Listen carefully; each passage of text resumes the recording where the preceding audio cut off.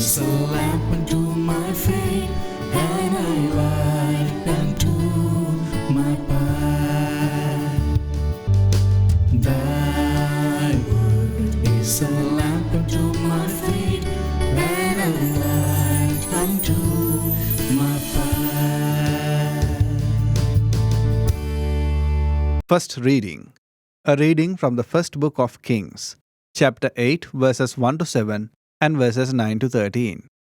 The elders of Israel and all the leaders of the tribes, the princes in the ancestral houses of the children of Israel, came to King Solomon in Jerusalem to bring up the ark of the Lord's covenant from the city of David, which is Zion. All the people of Israel assembled before King Solomon during the festival in the month of Ithahim, the 7th month. When all the elders of Israel had arrived, the priests took up the ark. They carried the ark of the Lord and the meeting tent with all the sacred vessels that were in the tent. The priests and the Levites carried them. King Solomon and the entire community of Israel, present for the occasion, sacrificed before the ark sheep and oxen, too many to number or count.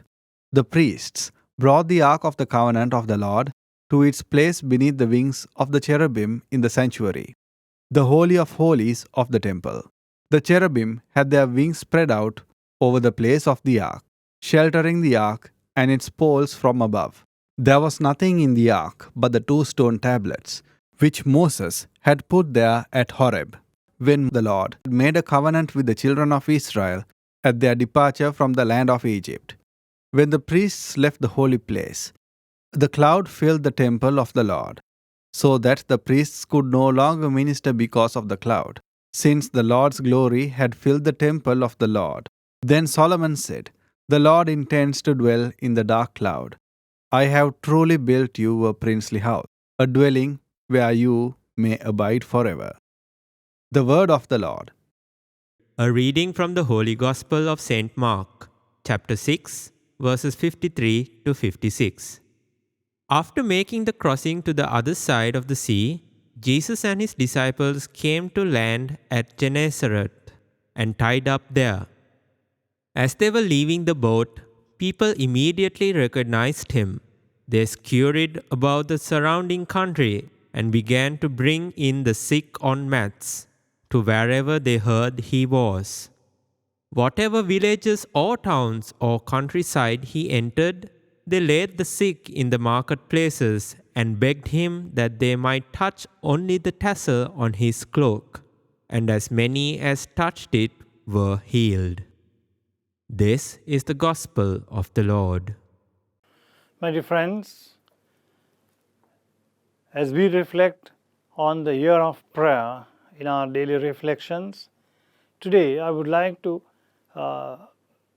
bring to your notice that there is a small booklet prepared by the Holy See for the year of prayer titled Praying with the Saints.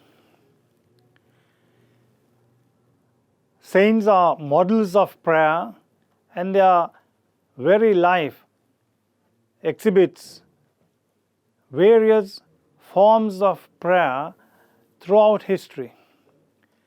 In the monastic life, in ascetic life, in mendicant life, as well as, my dear friends, evangelizers, preachers, charity workers, all these people did all that in a spirit of prayer. Today we celebrate the feast of Saint Agatha, who offered her very life, her virginity, her purity of life as a solemn prayer to God, even to the point of giving up her life.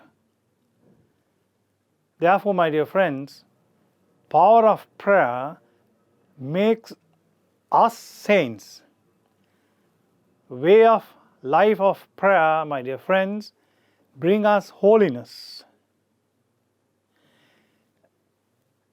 Our prayers sometimes, my dear friends, are all for our basic needs, our worldly needs, for all our desires. but prayer needs to be part of our lives so that we become models of prayer like saints. We become icons of prayer like the saints. When we go to St. Anthony's shrine, St. Sebastian's shrine, St. Jude's shrine, we pray and ask the powerful intercession of the saints.